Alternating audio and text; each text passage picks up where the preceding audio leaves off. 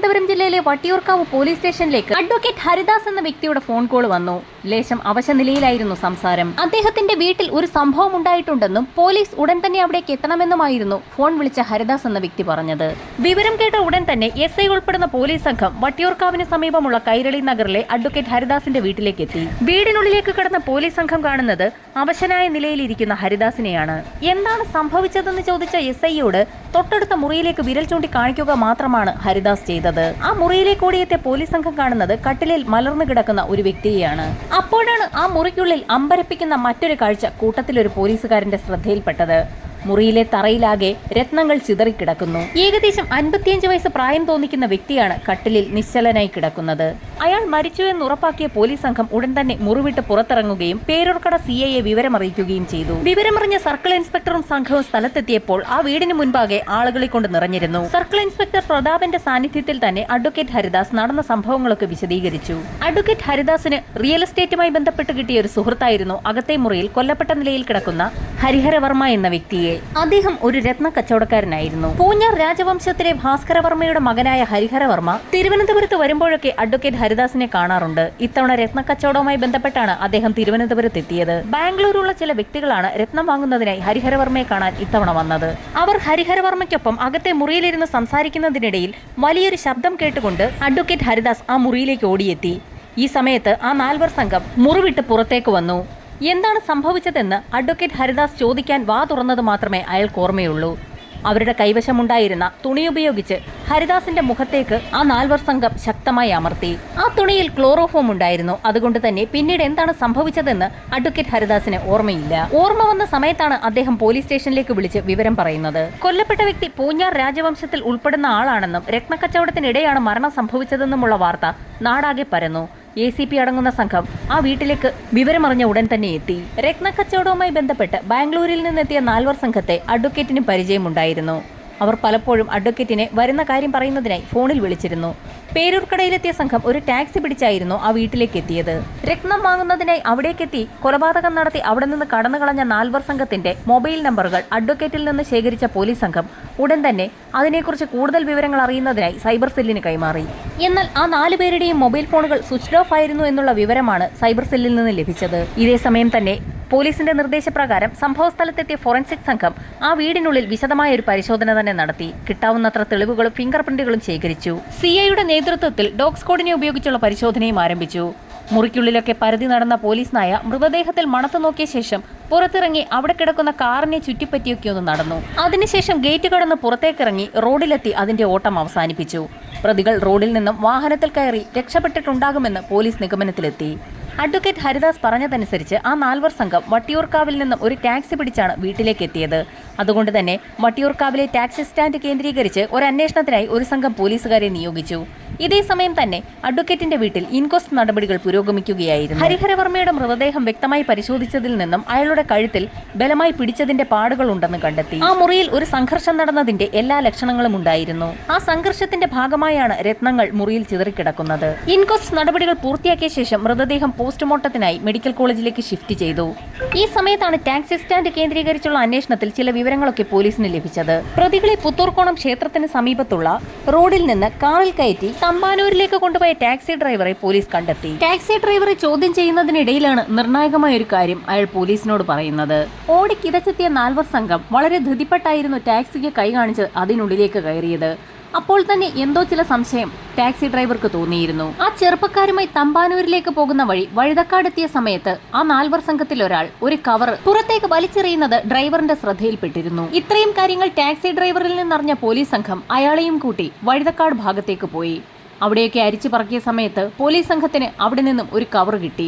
കയ്യുറകളും പഞ്ഞിയും ക്ലോറോഫോമിന്റെ കുപ്പിയും ഒരു ജ്യൂസിന്റെ കവറുമായിരുന്നു അതിനുള്ളിൽ ഉണ്ടായിരുന്നത്. ഹരിഹരവർമ്മ കൊല്ലപ്പെട്ട് കിടന്ന മുറിക്കുള്ളിൽ നിന്നും ക്ലോറോഫോം കലർത്തിയ പഞ്ഞി പോലീസിന് നേരത്തെ തന്നെ ലഭിച്ചിരുന്നു. ക്ലോറോഫോം ഉപയോഗിച്ച് ഹരിഹരവർമ്മയെ മയക്കിക്കിടത്തിയ ശേഷമായിരിക്കാം അദ്ദേഹത്തെ കഴുത്തിഞ്ഞെരുക്കി കൊലപ്പെടുത്തിയതെന്ന് പോലീസ് നിഗമനത്തിലെത്തി. കൃത്യം നടത്തിയ പ്രതികൾ അവിടെ നിന്ന് കടന്നു കളയുന്നതിന് മുൻപായി ആ വീട്ടിലുണ്ടായിരുന്ന അഡ്വക്കേറ്റ് ഹരിദാസിനെയും ക്ലോറോഫോം ഉപയോഗിച്ച് മയക്കിക്കിടത്തിയിരുന്നു എന്ന് അയാൾ മൊഴി നൽകിയിരുന്നു. ആ മൊഴിയിൽ എത്രത്തോളം വാസ്തവമുണ്ടെന്ന് മനസ്സിലാക്കുന്നതിന്റെ ഭാഗമായി അഡ്വക്കേറ്റ് ഹരിദാസിനെയും പേരൂർക്കടയിലുള്ള ആശുപത്രിയിലേക്ക് വൈദ്യപരിശോധനയ്ക്കായി ഷിഫ്റ്റ് ചെയ്തു.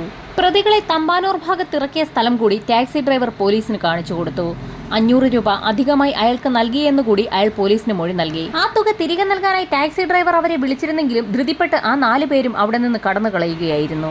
അഡ്വക്കേറ്റ് ഹരിദാസും ടാക്സി ഡ്രൈവറും ആ 4 സംഘത്തെ നേരിട്ട് കണ്ടിട്ടുള്ളതിനാൽ അവരെ ഉപയോഗിച്ച് ഒരു രേഖാചിത്രം വരയ്ക്കാൻ തന്നെ പോലീസ് തീരുമാനിച്ചു. ഈ സമയത്താണ് അഡ്വക്കേറ്റ് ഹരിദാസിനെ വൈദ്യപരിശോധനയ്ക്ക് വിധേയമാക്കിയ പേരൂർക്കടയിലെ ആശുപത്രിയിൽ നിന്നും പരിശോധനാ റിപ്പോർട്ട് പുറത്തുവരുന്നത്. തീർത്തും ഞെട്ടിക്കുന്ന ഒരു റിപ്പോർട്ടായിരുന്നു അത്.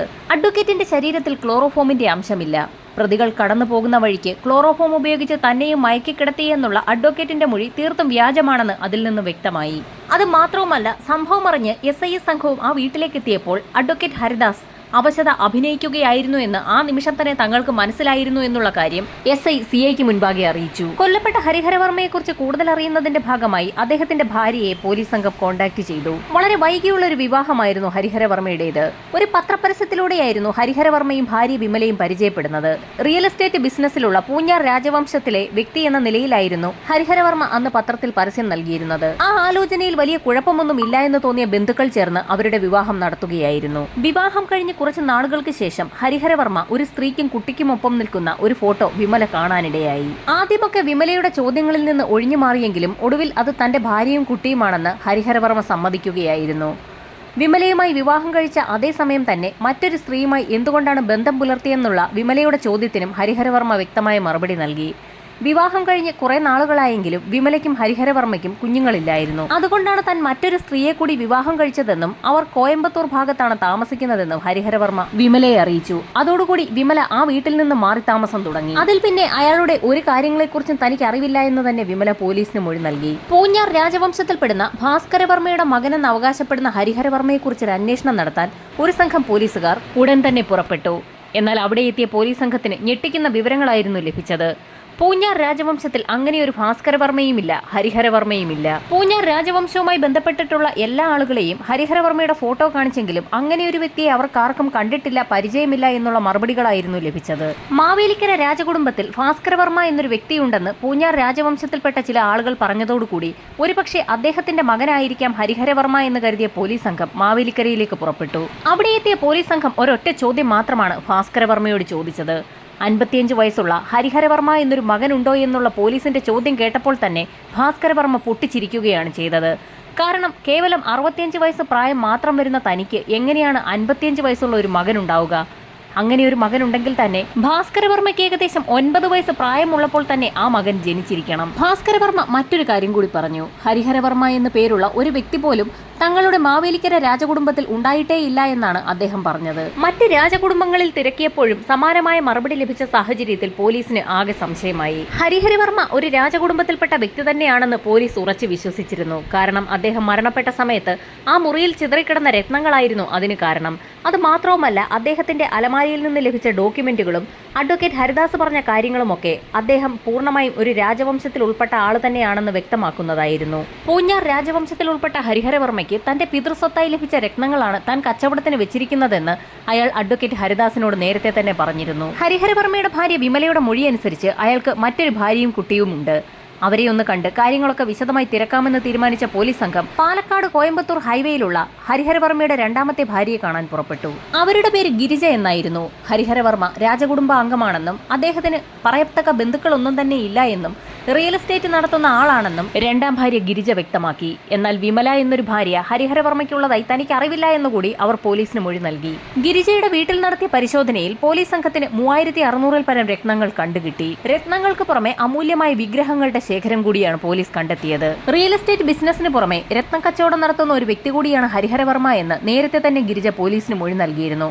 അവിടെ നിന്നും ആ രത്നങ്ങളൊക്കെ പിടിച്ചെടുത്ത പോലീസ് സംഘത്തിന് വീട്ടിൽ നടത്തിയ വിശദമായ പരിശോധനയിൽ അലമാരിക്കുള്ളിൽ നിന്നും ഒരു പാസ്പോർട്ട് കൂടി കിട്ടി. കോയമ്പത്തൂർ രാമനാഥപുരത്തുള്ള കരുണാനിധി നഗറിലെ ഒരു വീട്ടഡ്രസ് ആയിരുന്നു പാസ്പോർട്ടിൽ ഉണ്ടായിരുന്നത്. അഡ്രസ് പരിശോധിച്ച പോലീസ് സംഘം ഉടൻ തന്നെ കോയമ്പത്തൂരിലെ ആ വീട്ടിലേക്ക് എത്തി. ഇപ്പോൾ ആ വീട്ടിൽ മറ്റാരൊക്കെയാണ് താമസം? അവർക്കാർക്കും ഹരിഹരവർമ്മ എന്നൊരു വ്യക്തിയെ അറിയില്ല. തൊട്ടടുത്തുള്ള വീടുകളിലൊക്കെ തിരക്കിയെങ്കിലും ഹരിഹരവർമ്മ എന്നൊരു വ്യക്തിയെ തങ്ങൾക്ക് പരിചയമില്ല എന്നുള്ള മറുപടിയാണ് പോലീസിന് ലഭിച്ചത്. ഹരിഹരവർമ്മയുടെ ഫോട്ടോ കാണിച്ചുള്ള അന്വേഷണം പുരോഗമിക്കുന്ന സാഹചര്യത്തിൽ ഒരു വീട്ടിലെത്തിയ സമയത്ത് ഒരാൾ ഒരു കാര്യം പറഞ്ഞു.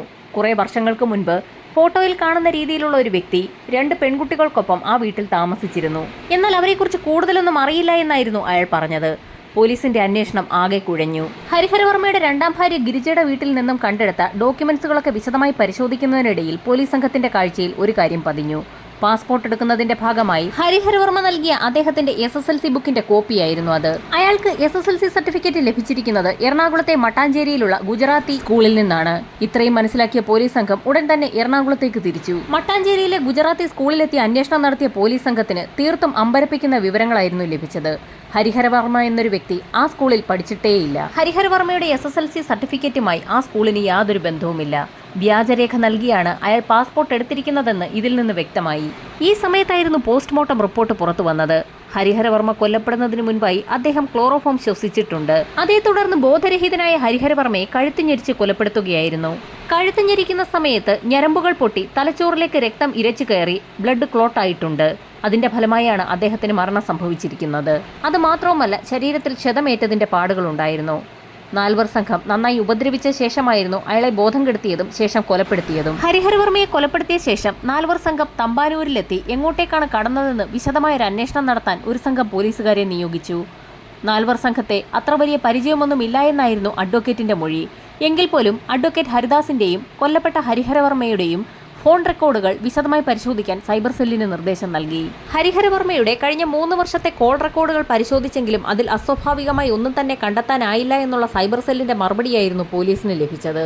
അഡ്വക്കേറ്റ് ഹരിദാസിന്റെ മൊബൈൽ ഫോൺ കേന്ദ്രീകരിച്ച് നടത്തിയുള്ള അന്വേഷണത്തിൽ നാൽവർ സംഘത്തിലൊരാളായ ജിതേഷ് ഇടയ്ക്കിടയ്ക്ക് അയാളെ വിളിച്ചിട്ടുള്ളതായി കണ്ടെത്തി. ചോദ്യം ചെയ്യലുമായി ബന്ധപ്പെട്ട് ഹരിദാസിനെ നേരത്തെ തന്നെ കസ്റ്റഡിയിലെടുക്കാൻ തീരുമാനിച്ചിരുന്ന പോലീസ് സംഘം ഇതൊരു കാരണമാക്കി അയാളെ കസ്റ്റഡിയിലെടുത്ത് ചോദ്യം ചെയ്യൽ ആരംഭിച്ചു. ഏകദേശം 6 മാസങ്ങൾക്ക് മുൻപാണ് ജിതേഷ് എന്ന വ്യക്തി അഡ്വക്കേറ്റ് ഹരിദാസിന്റെ വീട്ടിലെത്തുന്നത്. ഹരിഹരവർമ്മയ്ക്ക് ജിതേഷ് എന്ന വ്യക്തിയെ അറിയാമായിരുന്നു. ഹരിഹരവർമ്മ തിരുവനന്തപുരത്തേക്ക് വരുമ്പോഴൊക്കെ ഹരിദാസിന്റെ വീട്ടിലായിരുന്നു താമസിക്കുന്നത്. അങ്ങനെ ഒരു ദിവസം ജിതേഷ് ഹരിഹരവർമ്മയെ കാണാനായി എത്തിയിരുന്നു. അവർ വരുമ്പോഴൊക്കെ മുറി അടച്ചിട്ടാണ് സംസാരിക്കുന്നത്. അതുകൊണ്ട് തന്നെ അവർ തമ്മിൽ പറയുന്ന കാര്യങ്ങളൊന്നും തനിക്ക് അറിവില്ലായിരുന്നു എന്ന് അഡ്വക്കേറ്റ് പോലീസിന് മൊഴി നൽകി. ഹരിഹരവർമ്മയെ കാണാനായി ആദ്യമായി ജിതേഷ് വന്ന സമയത്താണ് താനും അയാളെ പരിചയപ്പെട്ടതെന്ന് അഡ്വക്കേറ്റ് പോലീസിന് മൊഴി നൽകി. ഈ സമയത്തായിരുന്നു സൈബർ സെല്ലിന്റെ ഭാഗത്തു നിന്നും വളരെ നിർണായകമായ ഒരു ഇൻഫർമേഷൻ പോലീസിന് ലഭിച്ചത്. നാൽവർ സംഘത്തിൽ ഒരാളായ ജിതേഷിന്റെ മൊബൈൽ ഫോൺ സ്വിച്ച് ഓൺ ആയിരിക്കുന്നു. ബാംഗ്ലൂരിൽ വെച്ചാണ് അത് ഓൺ ആയിരിക്കുന്നത്. ഇതറിഞ്ഞ CIയുടെ നേതൃത്വത്തിലുള്ള ഒരു പോലീസ് സംഘം ബാംഗ്ലൂരിലേക്ക് പുറപ്പെട്ടു. ബാംഗ്ലൂരിലെത്തിയ പോലീസ് സംഘത്തിന് അധികം കഷ്ടപ്പെടാതെ തന്നെ ആ നാൽവർ സംഘത്തെ പിടികൂടാനായി. അവർക്കൊപ്പം ജോസഫ് എന്നൊരു 5-ആമൻ കൂടി ഉണ്ടായിരുന്നു. ആ 5-അംഗ സംഘത്തെ കസ്റ്റഡിയിലെടുത്ത പോലീസ് സംഘം തിരുവനന്തപുരത്തെ പോലീസ് ക്ലബ്ബിൽ എത്തിച്ച് ചോദ്യം ചെയ്യൽ ആരംഭിച്ചു. 5 പേരും എഞ്ചിനീയറിംഗ് വിദ്യാർത്ഥികളാണ്. അവരവരുടെ പഠനം മുൻപോട്ട് കൊണ്ടുപോകുന്നത് ചില ബിസിനസ്സുകൾ നടത്തിക്കിട്ടുന്ന കമ്മീഷൻ കൊണ്ടാണ്. ആ നാൽവർ സംഘം അവർക്ക് പരിചയമുള്ള കുട്ടികൾക്കൊക്കെ ബാംഗ്ലൂരിൽ എഞ്ചിനീയറിംഗിനുള്ള അഡ്മിഷൻ എടുത്തു കൊടുക്കും. അങ്ങനെ കുട്ടികളെ സംഘടിപ്പിച്ചു കൊടുക്കുന്നവർക്ക് മാനേജ്മെന്റിന്റെ ഭാഗത്തു നിന്നും ഒരു കമ്മീഷനെ ലഭിക്കും. എന്നാൽ കോളേജ് അഡ്മിഷൻ നടക്കുന്ന സമയത്ത് മാത്രമേ ഇത്തരത്തിലുള്ള കമ്മീഷൻ ലഭിക്കുകയുള്ളൂ. അല്ലാത്ത സമയത്തും പഠനം മുൻപോട്ട് കൊണ്ടുപോകുന്നതിനായി ഇതുപോലെ കമ്മീഷൻ ലഭിക്കുന്ന മറ്റെന്തെങ്കിലും പരിപാടി ഉണ്ടോ എന്ന് അന്വേഷിച്ച് നടക്കുന്നതിനിടയിലാണ് ആ നാൽവർ സംഘം ഹരിഹരവർമ്മ എന്ന കഥാപാത്രത്തിലേക്ക് എത്തുന്നത്. രത്ന കച്ചവടക്കാരനായ ഹരിഹരവർമ്മയിൽ നിന്നും രത്നം വാങ്ങി മറിച്ചു വിറ്റ് കഴിഞ്ഞാൽ നല്ലൊരു കമ്മീഷൻ ലഭിക്കുമെന്ന് മനസ്സിലാക്കിയ നാൽവർ സംഘം അങ്ങനെ ഹരിഹരവർമ്മയുമായി ബന്ധപ്പെട്ടു. ഹരിഹരവർമ്മയെക്കുറിച്ച് കൂടുതൽ അന്വേഷിച്ച സംഘത്തിന് അയാൾ തിരുവനന്തപുരത്ത് വരുമ്പോഴൊക്കെ ഒരു അഡ്വക്കേറ്റിന്റെ വീട്ടിൽ താമസിക്കാറുണ്ട് എന്നുള്ള വിവരം കൂടി മനസ്സിലായി. അങ്ങനെ നാൽവർ സംഘത്തിൽ ഒരാളായ ജിതേഷ് തിരുവനന്തപുരത്തെത്തി ഹരിഹരവർമ്മയെ കാണുകയും രത്നം വാങ്ങാൻ താല്പര്യമുണ്ടെന്നുള്ള കാര്യം അറിയിക്കുകയും ചെയ്തു. ഹരിഹരവർമ്മ തന്റെ പക്കലുള്ള രത്നങ്ങളെല്ലാം ജിതേഷിന് കാണിച്ചു കൊടുത്തു. എല്ലാം വളരെ വിശദമായി തന്നെ ജിതേഷ് നോക്കിക്കാണുകയും വിവരം ഉടൻ തന്നെ അറിയിക്കാമെന്ന് പറഞ്ഞുകൊണ്ട് തിരുവനന്തപുരത്ത് നിന്നും ബാംഗ്ലൂരേക്ക് മടങ്ങിപ്പോവുകയും ചെയ്തു. പൂഞ്ഞാർ രാജവംശത്തിൽപ്പെടുന്ന ഹരിഹരവർമ്മയുടെ കൈകളിൽ പിതൃസ്വത്തായി കൈമാറി കിട്ടിയ വളരെ അമൂല്യങ്ങളായ രത്നങ്ങൾ തന്നെയാണുള്ളതെന്നും അവ മറച്ചു വിറ്റാൽ വലിയൊരു തുക തന്നെ ലഭിക്കുമെന്നും ജിതേഷ് സുഹൃത്തുക്കളെ പറഞ്ഞ് മനസ്സിലാക്കി. ജിതേഷ് പറഞ്ഞ കാര്യങ്ങൾ കേട്ടപ്പോൾ തന്നെ സുഹൃത്തുക്കൾക്കും രത്നക്കച്ചവടത്തിൽ താല്പര്യമായി. ആ നാൽവർ സംഘം തങ്ങളുടെ കൈവശമുണ്ടായിരുന്ന പണത്തിനൊപ്പം ആരോടൊക്കെയോ കടം വാങ്ങിയ തുക കൂടി ചേർത്ത് 10 ലക്ഷം രൂപ സംഘടിപ്പിച്ച് രത്നം വാങ്ങുന്നതിന് അഡ്വാൻസ് കൊടുക്കാൻ തീരുമാനിച്ചു. അങ്ങനെ ജിതേഷ് തിരുവനന്തപുരത്തെത്തുകയും 10 ലക്ഷം രൂപ ഹരിഹരവർമ്മയ്ക്ക് കൈമാറുകയും ചെയ്തു. ബാക്കി തുകയുമായി വൈകാതെ തന്നെ മടങ്ങിയെത്താമെന്ന് പറഞ്ഞുകൊണ്ട് അവിടെ നിന്നും ജിതേഷ് ബാംഗ്ലൂരിലേക്ക് മടങ്ങിപ്പോയി. ശേഷം രത്നം വാങ്ങുന്നതിനുള്ള ബയേഴ്സിനെ കണ്ടുപിടിക്കുന്നതിനുള്ള തിരക്കിലായിരുന്നു അവർ. ജുവലറികളൊക്കെ കയറിയിറങ്ങിയപ്പോൾ ചില ആളുകളൊക്കെ അവരുടെ കൈവശമുള്ള രത്നം വാങ്ങാൻ താല്പര്യം കാണിച്ചു. എന്നാൽ നേരിട്ട് രത്നം കൈകളിൽ എത്തിച്ചു തന്നാൽ മാത്രമേ പണം നൽകുകയുള്ളൂ എന്ന് ജുവലറിക്കാർ പറഞ്ഞതോടുകൂടി ജിതേഷും കൂട്ടുകാരും ആകെ വലഞ്ഞു. ഹരിഹരവർമ്മ പണം പൂർണ്ണമായി നൽകിയെങ്കിൽ മാത്രമേ അയാളുടെ കൈവശമുള്ള രത്നം ജിതേഷിന് കൈമാറുകയുള്ളൂ. അങ്ങനെ ജോസഫ് എന്ന 5-ആമനെ കൂടെ കൂട്ടുകയും ആ നാൽവർ സംഘം ഒരു പ്ലാൻ തന്നെ തയ്യാറാക്കുകയും ചെയ്തു. പ്ലാൻ നടപ്പിലാക്കുന്നതിന്റെ ആദ്യഘട്ടമായി ജിതേഷ് മറ്റൊരു മൊബൈൽ നമ്പറിൽ നിന്നും താൻ കർണാടക CMന്റെ മകനാണെന്നും രത്നങ്ങൾ വാങ്ങാൻ താല്പര്യമുണ്ടെന്നും പറഞ്ഞുകൊണ്ട് ഹരിഹരവർമ്മയെ ഫോണിൽ വിളിച്ചു. തന്റെ ചില ആളുകൾ ഹരിഹരവർമ്മയെ കാണുന്നതിനായി തിരുവനന്തപുരത്തേക്ക് എത്തുന്ന സമയത്ത് അവർക്ക് കൈവശം ഒറിജിനൽ രത്നങ്ങൾ തന്നുവിട്ടാൽ ഹരിഹരവർമ്മ ഉദ്ദേശിക്കുന്നതിലും വലിയൊരു തുക തന്നെ നൽകിക്കൊള്ളാമെന്നും പണം തനിക്കൊരു വിഷയമല്ല എന്നും CMന്റെ മകന്റെ ശബ്ദത്തിൽ വിളിച്ച ജിതേഷ് ഹരിഹരവർമ്മയോട് പറഞ്ഞു. പാരമ്പര്യമായി കൈമാറി വന്ന ഒറിജിനൽ രത്നങ്ങൾ തന്നെയാണ് തന്റെ കൈവശമുള്ളതെന്നും കച്ചവടത്തിന് താല്പര്യമുണ്ടെന്നും ഹരിഹരവർമ്മ അറിയിച്ചതിനെ തുടർന്ന് ജിതേഷ് ഒഴികെയുള്ള 4 സംഘം തിരുവനന്തപുരത്തെ ഹരിഹരവർമ്മ താമസിക്കുന്ന അഡ്വക്കേറ്റിന്റെ വീട്ടിലേക്കെത്തി. കുറച്ചുനേരം സംസാരിച്ചിരുന്ന ശേഷം ഹരിഹരവർമ്മ ആ 4 സംഘത്തെ തന്റെ മുറിയിലേക്ക് കൂട്ടിക്കൊണ്ടുപോയി.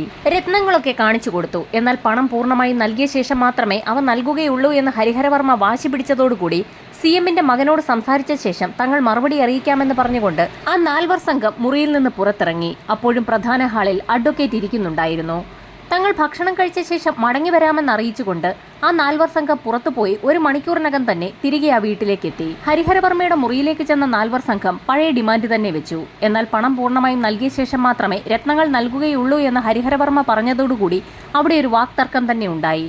തങ്ങൾ നേരത്തെ നൽകിയ 10 ലക്ഷം രൂപ അഡ്വാൻസ് തിരികെ നൽകണമെന്ന് 4 സംഘം ഹരിഹരവർമ്മയോട് ആവശ്യപ്പെട്ടെങ്കിലും അഡ്വാൻസ് തിരികെ നൽകുന്ന പതിവില്ല എന്ന് അയാൾ പറഞ്ഞത് ആ സംഘത്തെ ചൊടിപ്പിച്ചു. അവർ നേരത്തെ പ്ലാൻ ചെയ്ത കാര്യങ്ങൾ നടപ്പിലാക്കാൻ തന്നെ തീരുമാനിച്ചു. കൂട്ടത്തിലൊരാൾ ക്ലോറോഫോം കലർത്തിയ തുണി ഉപയോഗിച്ച് ഹരിഹരവർമ്മയുടെ മുഖം പൊത്താൻ ശ്രമിച്ച സമയത്തായിരുന്നു അയാൾ കുതറിയതും കൈവശമുണ്ടായിരുന്ന രത്നങ്ങൾ ആ പ്രദേശത്തൊക്കെ ചിതറിത്തെറിച്ചതും. അകത്ത് മുറിയിൽ നടക്കുന്ന ബഹളങ്ങളൊക്കെ പുറത്തു നിന്നുകൊണ്ട് അഡ്വക്കേറ്റ് ഹരിഹരൻ കേൾക്കുന്നുണ്ടായിരുന്നു. അതിലൊന്നും ഇടപെടാതെ അയാൾ മാറി നിൽക്കുകയാണ് ചെയ്തത്. ഇതേസമയം അകത്ത് ഹരിഹരവർമ്മയെ ആ 4 സംഘം കീഴ്പ്പെടുത്തുകയും കഴുത്തിൽ ബലമായി അമർത്തി അയാളെ കൊലപ്പെടുത്തുകയും ചെയ്തു. ഹരിഹരവർമ്മയുടെ മരണം ഉറപ്പാക്കിയ 4 സംഘം തറയിൽ ചിതറിക്കിടന്ന രത്നങ്ങളിൽ കുറച്ചൊക്കെ വാരിയെടുത്തുകൊണ്ട് ആ വീട് വിട്ട് പുറത്തേക്കിറങ്ങി ഓടുകയായിരുന്നു. റോഡിലെത്തിയ 4 സംഘം ടാക്സിയിൽ കയറി തമ്പാനൂരിലേക്ക് പോയി അവിടെ നിന്നും ബാംഗ്ലൂരിലേക്ക് കടന്നു. അഡ്വാൻസ് നൽകിയ 10 ലക്ഷം രൂപ തിരികെ കൊടുക്കാത്ത സാഹചര്യത്തിൽ 4 സംഘം ഹരിഹരവർമ്മയെ കൊലപ്പെടുത്തിയെന്ന രീതിയിലായിരുന്നു പോലീസ് സംഘം കേസ് ഫൈനലൈസ് ചെയ്തത്. കുറ്റപത്രം കോടതിയിൽ സമർപ്പിച്ച് വിചാരണ ആരംഭിച്ചു. കൊല്ലപ്പെട്ട വ്യക്തി ആര് എന്നുള്ളതായിരുന്നു പ്രതിഭാഗത്തിന്റെ പ്രധാന ചോദ്യം. കൊല്ലപ്പെട്ട വ്യക്തി ഹരിഹരവർമ്മയാണെന്ന് തെളിയിക്കാൻ കഴിയാത്ത സാഹചര്യത്തിൽ ഹരിഹരവർമ്മയെ കൊലപ്പെടുത്തി എന്ന കേസിൽ ആ 5 പേർക്ക് എങ്ങനെ ശിക്ഷ നൽകാൻ കഴിയുമെന്നായിരുന്നു പ്രതിഭാഗത്തിന്റെ പ്രധാന ചോദ്യം. കൊല്ലപ്പെട്ടത് മറ്റാരോ ആണ്. മറ്റാരോ കൊല്ലപ്പെട്ടതിന് ആ 5 പേരെ എങ്ങനെ ശിക്ഷിക്കാനാവും? 72ഓളം സാക്ഷിമൊഴികളും 144ഓളം വരുന്ന തൊണ്ടിമുതലുകളും അടക്കം വളരെ വിശദമായ ഒരു കേസ് ഫയൽ തന്നെ പോലീസ് കോടതിയിൽ പ്രസന്റ് ചെയ്തു. കൊല്ലപ്പെട്ട വ്യക്തി ഹരിഹരവർമ്മ അല്ലെങ്കിൽ പോലും ആ 4 വ്യക്തികളും അഡ്വക്കേറ്റിന്റെ വീട്ടിലെത്തി ഒരു വ്യക്തിയെ കൊന്നു എന്നുള്ളത് പോലീസ് കോടതിയിൽ തെളിയിച്ചു. പ്രതിഭാഗത്തിന്റെ വാദമുഖങ്ങളെ പൂർണ്ണമായും എതിർത്തുകൊണ്ട് കോടതി ആ 4 പേർക്കും ഇരട്ട ജീവപര്യന്തമാണ് വിധിച്ചത്. 5ാമത്തെ പ്രതിയായ ജോസഫ് ഏറ്റവും അവസാന നിമിഷത്തിൽ മാത്രമാണ് ആ പ്ലാനിൽ പങ്കുചേർന്നത്. എന്നാൽ ഹരിഹരവർമ്മയുടെ ശരീരത്തിൽ അയാളൊന്ന് തൊട്ടിട്ട് പോലും ഇല്ല എന്ന് പോലീസ് ചോദ്യം ചെയ്യലിൽ തന്നെ വ്യക്തമായിരുന്നു. സംശയത്തിന്റെ ആനുകൂല്യത്തിൽ കോടതി ജോസഫിനെ വെറുതെ വിട്ടു. അഡ്വക്കേറ്റ് ഹരിദാസിന്റെ മേൽ കുറ്റങ്ങളൊന്നും പ്രൂവ് ചെയ്യാൻ കഴിയാത്ത സാഹചര്യത്തിൽ അദ്ദേഹത്തെയും കോടതി വെറുതെ വിട്ടു. സെഷൻസ് കോടതിയുടെ വിധി ഹൈക്കോടതിയും അംഗീകരിച്ചു. തങ്ങളെ വെറുതെ വിടണമെന്നാവശ്യപ്പെട്ടുകൊണ്ട് പ്രതികൾ ഇപ്പോൾ സുപ്രീം കോടതിയെ സമീപിച്ചിരിക്കുകയാണ്.